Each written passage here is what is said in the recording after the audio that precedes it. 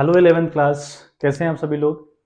I hope बढ़िया होंगे और इन्जॉय कर रहे होंगे अपने नए नए पीरियड को, क्योंकि बिल्कुल नई चीज़ें आप लोग के लिए हैं। और आपको एक बात बता दूं, ये जो कॉमर्स लेना है ना, आपका जो डिसीजन ये कॉमर्स लेने के रिगार्डिंग है, तो अगर आप कॉमर्स स्टूडेंट तो आप ये मान के चलिए कि आपके लिए बिल्कुल गोल्डन अपॉर्चुनिटी है। कैसे गोल्डन अपॉर्चुनिटी?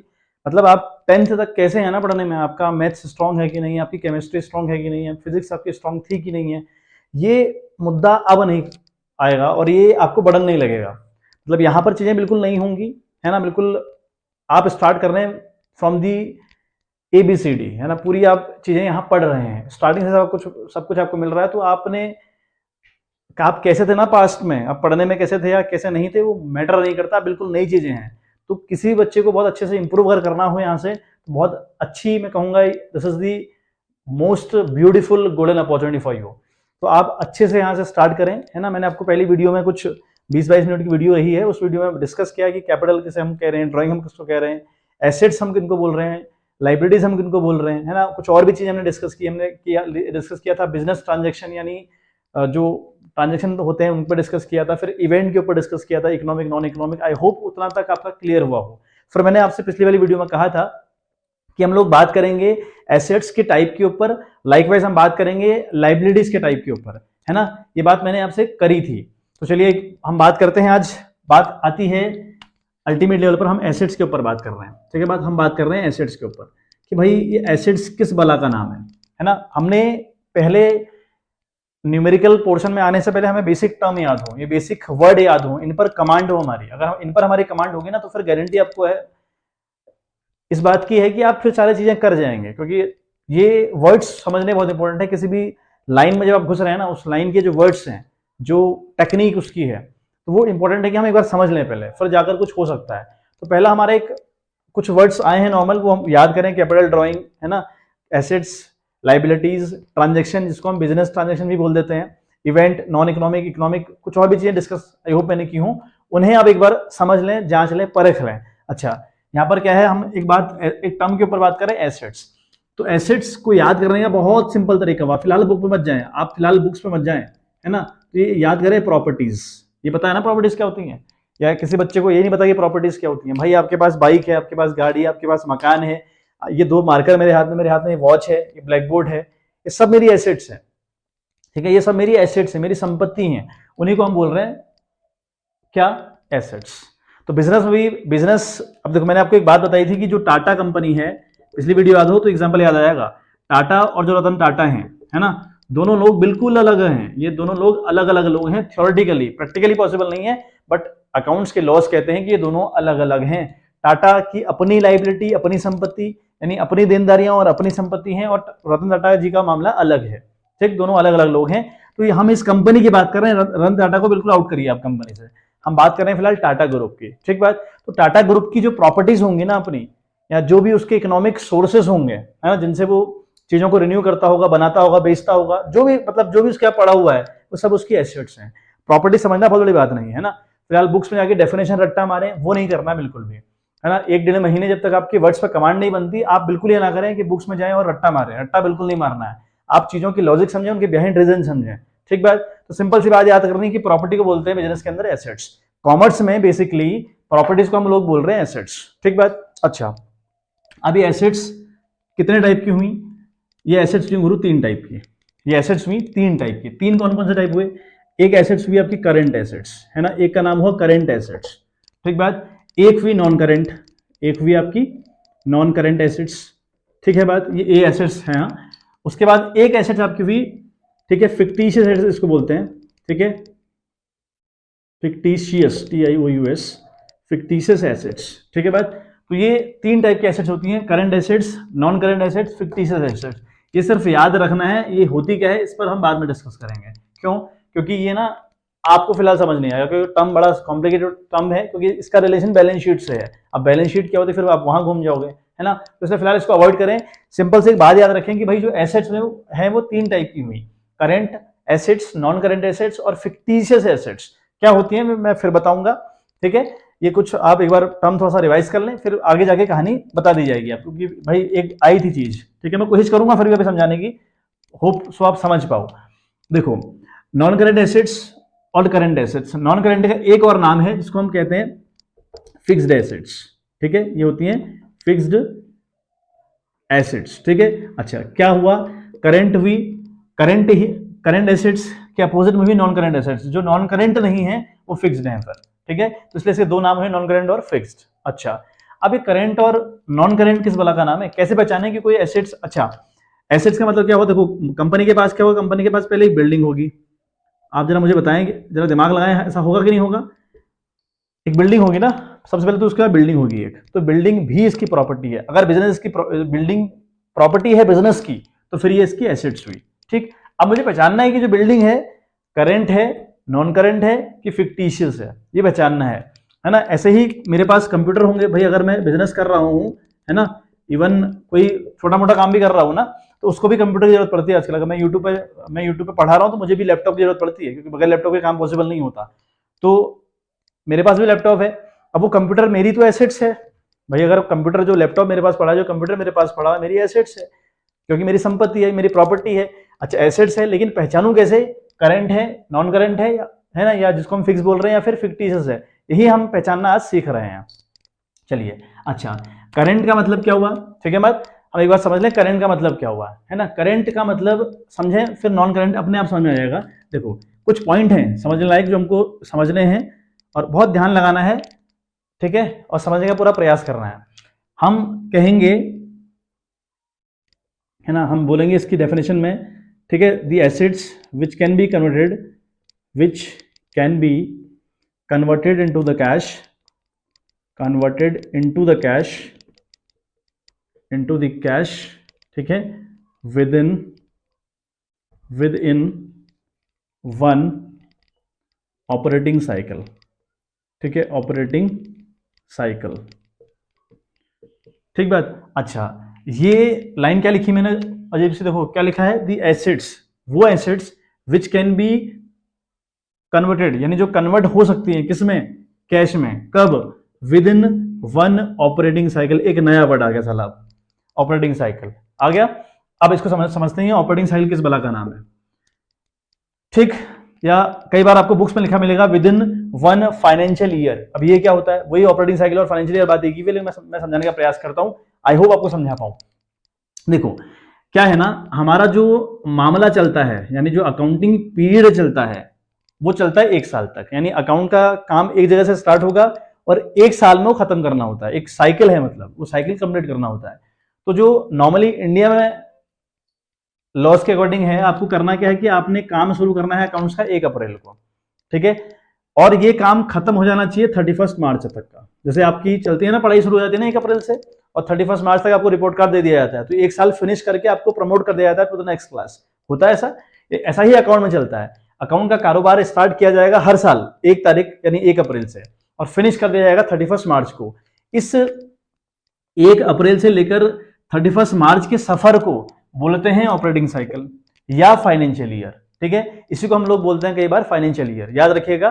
फाइनेंशियल ईयर का मतलब हुआ 1 अप्रैल से लेकर 31 मार्च तक का जो साइकिल है, उसको हम बोल रहे हैं फाइनेंशियल ईयर, या हम बोल रहे हैं उसको ऑपरेटिंग साइकिल, ठीक है बात। तो वो ऐसी कोई भी एसेट्स जो 1 साल के भीतर भीतर कैश में कन्वर्ट हो जाए, कैश में कन्वर्ट हो जाए, उसे हम क्या बोल रहे हैं, करेंट एसेट्स। अच्छा, जस्ट अपोजिट डेफिनेशन इसकी हुई, किसकी, नॉन करेंट की। जो एसेट्स 1 साल के भीतर भीतर कैश में कन्वर्ट ना होती हों, उन्हें हम बोल रहे हैं कैसी एसेट्स, नॉन करेंट एसेट। तो जस्ट इसकी अपोजिट डेफिनेशन इसकी हुई, ठीक है।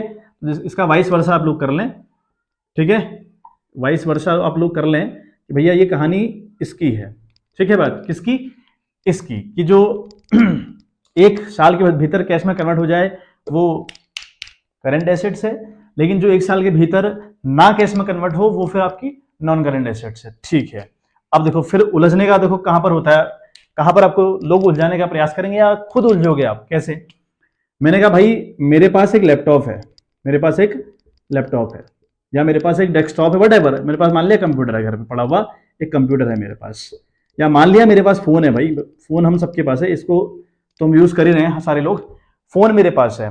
अब मैंने कहा करंट एसेट्स वो एसेट्स हैं जो 1 अप्रैल से लेकर 31 मार्च तक कैश में कन्वर्ट हो जाए, वो तो करंट एसेट्स हैं। अच्छा, तो क्या फोन जो मेरे पास जो फोन पड़ा है ना, क्या मैं इस फोन को 1 साल के भीतर बेच सकता हूं?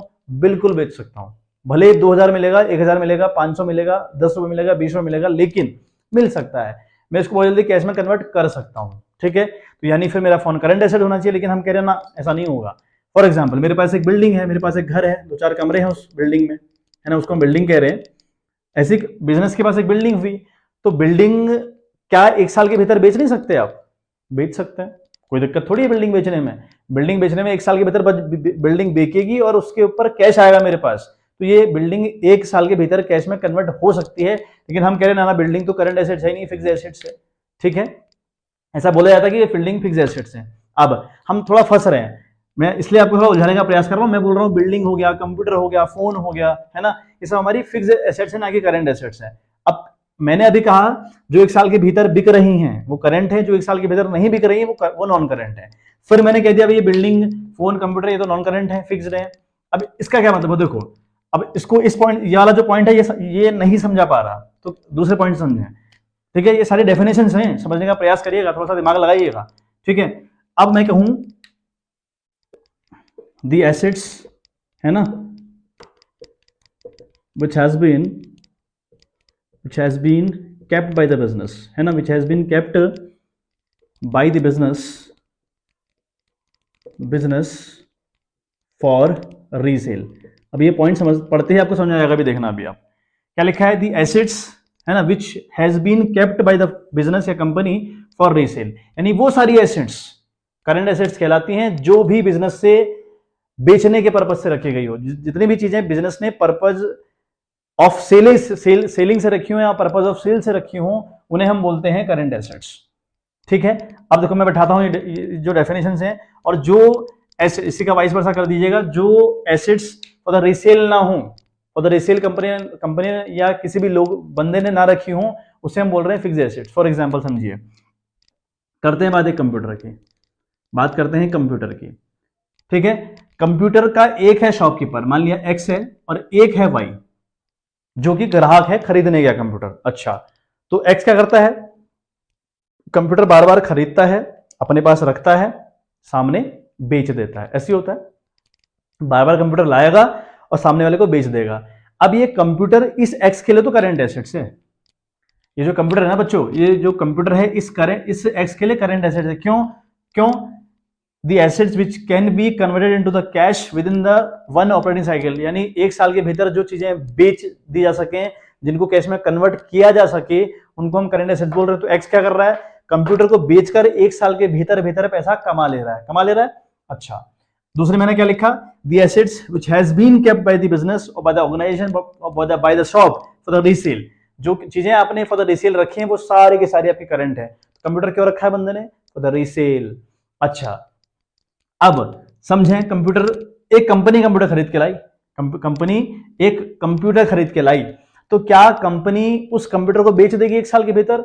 आंसर है नहीं बेचेगी सर, वो तो अपना काम चलाएगी उससे। बेचेगी क्यों? आप लैपटॉप बेचने के लिए खरीदते हो, आप फोन बेचने के लिए खरीदते हो?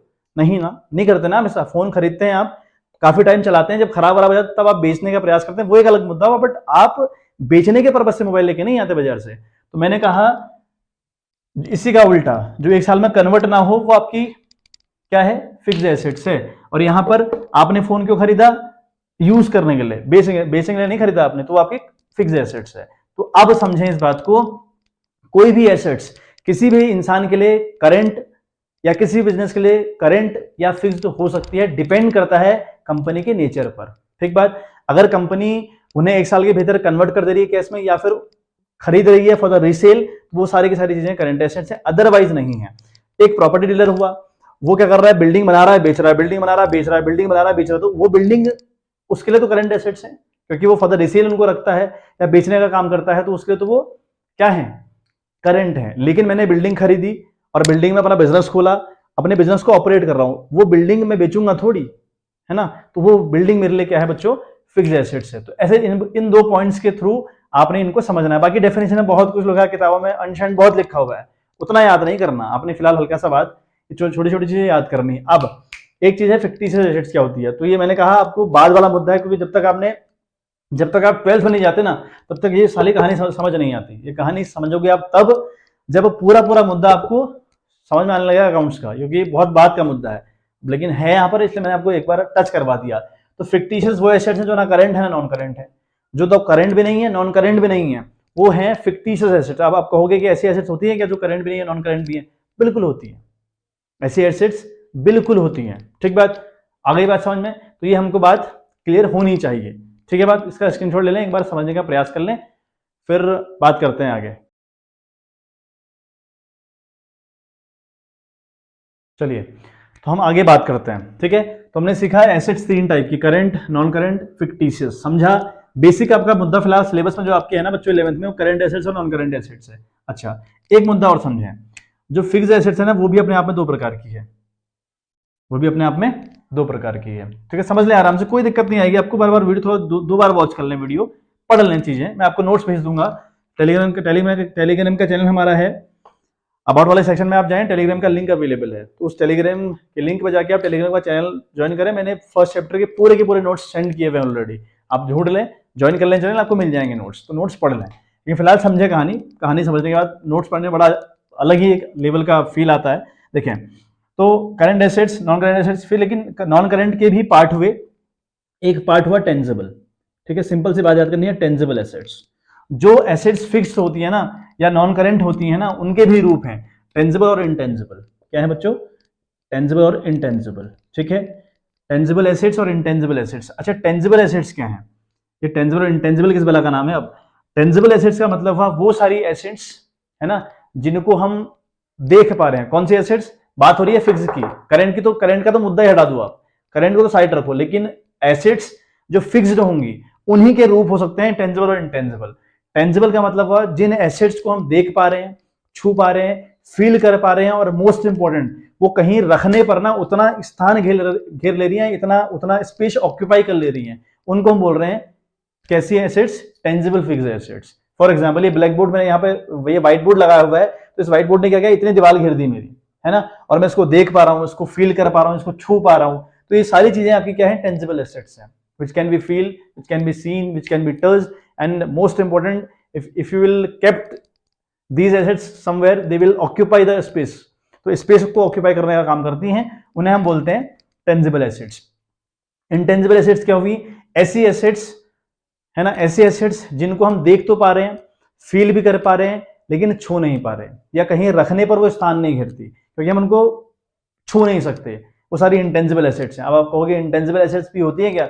ऐसी कोई एसेट्स है दुनिया में जो दिख नहीं रही है ना, जो दिख रही है, सॉरी दिख रही है, फील हो रही है, लेकिन हम उसको छू नहीं पा रहे? बिल्कुल है एसेट्स ऐसी। देखो कैसी एसेट्स है, एक हमारा एक वर्ड आता ना अकाउंट्स के अंदर, गुडविल। ठीक है, अच्छा पहले टेंजिबल का मतलब, टेंजिबल में अगर हम देखें ना, कंप्यूटर लाए आप बिजनेस को ऑपरेट करने के लिए, तो कैसी एसेट्स है? कंप्यूटर आप लाए बिजनेस को ऑपरेट करने के लिए, बेचने, आप ना तो उसको 1 साल के अंदर कैश में कन्वर्ट करेंगे, ना उसको रीसेल करेंगे, तो कंप्यूटर आपके लिए क्या हुई बताओ? बिल्कुल आपके लिए क्या हुई? हाँ, आपके लिए हुई वो फिक्स्ड एसेट्स। बिल्कुल सही है। फिक्स में भी कौन सी हुई? टेंजिबल की इनटेंजिबल? भाई टेंजिबल। क्यों टेंजिबल? क्योंकि कंप्यूटर में देख सकता हूं, छू सकता हूं, फील कर रहा हूं, उसे रखने पर वो स्पेस ऑक्यूपाई कर लेगा। तो कंप्यूटर कौन सी एसेट्स भी? टेंजिबल एसेट्स भी। ऐसे ही मान लिया मैं एक चेयर खरीद के लाया, है ना, एक चेयर खरीद के लाया, तो चेयर मैं लाया हूं अपने काम को ऑपरेट करने के लिए, ना कि बेचने के लिए, या फिर मैं उसको बेचूंगा नहीं, कैश में कन्वर्ट नहीं करूंगा, बेचूंगा भी नहीं। तो वो कंप्यूटर या सॉरी वो जो चेयर है वो मेरे लिए क्या है भाई? वो मेरे लिए नॉन करंट एसेट्स है या फिक्स्ड एसेट्स है? इसका भी कौन सा प्रारूप हुआ? टेंजिबल है ना। क्यों टेंजिबल है? क्योंकि देख पा रहा हूं, फील कर पा रहा हूं, छू पा रहा हूं, और रखने पर स्पेस ऑक्यूपाई कर रही है। ठीक है, अब इंटेंजिबल कौन सी बला का नाम है? अब ऐसी कौन सी एसेट्स है भाई जो फिक्स्ड भी होती है, और इंटेंजिबल भी होती है, मतलब जो दिखती भी है, फील भी होती है, लेकिन हम उसको छू नहीं पाते। एक ही है goodwill, reputation of the business. Business की अपनी रेपुटेशन भी होती है, बगैर रेपुटेशन के मामला चलता नहीं है ना। रेपुटेशन मतलब अब अगर लगा लो, अगर कोई टीचर ही है ना, अगर उसकी रेपुटेशन ही नहीं है तो फिर उससे स्टूडेंट पढ़ेंगे नहीं, उसकी कोचिंग में लोग जाएंगे नहीं, उससे लोग पढ़ने का प्रयास नहीं करेंगे, उसको लोग ढूंढेंगे नहीं। तो रेपुटेशन होना बहुत इंपॉर्टेंट है। अगर आपकी रेपुटेशन है तभी आप हैं, है ना। तो एक वर्ड आता है गुडविल। गुडविल का मतलब हुआ the reputation of the business. Business की रेपुटेशन को कहते हैं गुडविल। ठीक है, the reputation of the business will be called goodwill. तो जितनी जिसकी बढ़िया रेपुटेशन मार्केट के अंदर होगी, उसकी उतनी ज्यादा सेल होती है। है ना। टाटा कंपनी का काफी नाम है मार्केट में, क्यों भाई? टाटा की गाड़ियां बड़ी अच्छी होती हैं, ये अच्छा होता है, वो अच्छा होता है। दसियों आपको एग्जाम्पल गिना देगा सामने वाला कि टाटा में इतनी खूबियां हैं। ये भी खूबियां क्या हैं भाई? ये खूबियां हैं, ये खूबियां क्या हैं? रेपुटेशन है उस बिजनेस के, उस ऑर्गेनाइजेशन की रेपुटेशन है, ये खूबियां, उसी को बोलते हैं गुडविल। अब ये गुडविल भी एसेट्स है, कैसी? फिक्स्ड, कैसी? इंटेंजिबल। क्योंकि गुडविल आप देख सकते हैं किसी बंदे की गुडविल को, आप देखें ना, आपको टाटा की गुडविल नहीं है क्या? दिख नहीं रही आपको गुडविल उसकी? बिल्कुल दिख रही है, रेपुटेशन है मार्केट के अंदर खतरनाक वाली, है ना। यस, और आप फील भी कर रहे हो उसकी गुडविल, लेकिन छू नहीं पा रहे हो, है ना। तो ये गुडविल आपका एक ऐसा इकलौता एग्जाम्पल है किसका? इंटेंजिबल एसेट्स का। और भी एग्जाम्पल्स हैं, बहुत ज्यादा करने का प्रयास मत करिए, तो इतना सीखिए, ठीक है बात। तो आई होप आज की वीडियो पसंद आई हो, चीजें हल्की फुल्की थी, समझ आई हूं आपको। ऐसे ही बने रहना है, छोटे छोटे वर्ड सीखते जाना है, थोड़ा थोड़ा रोज सीखते जाना है आपको। फिर जिस दिन एक 10-12 वीडियोस के बाद आप देखिएगा 20-20 मिनट की वीडियोस जो होंगी 10-12 लगभग लगेंगे, क्योंकि बेसिक टर्म सिखाने में टाइम लगता है। वो अगर आपको आ गई ना, आपने बेसिक टर्म सीख ली है, फिर देखें क्वेश्चन कैसे लगाते हैं अकाउंट्स के अंदर, फिर आपको अकाउंट बिल्कुल ईजी लगेगी, ठीक है बात। तो चलिए मिलते हैं आपसे इन द नेक्स्ट वीडियो, तब तक के लिए bye bye, have a good day.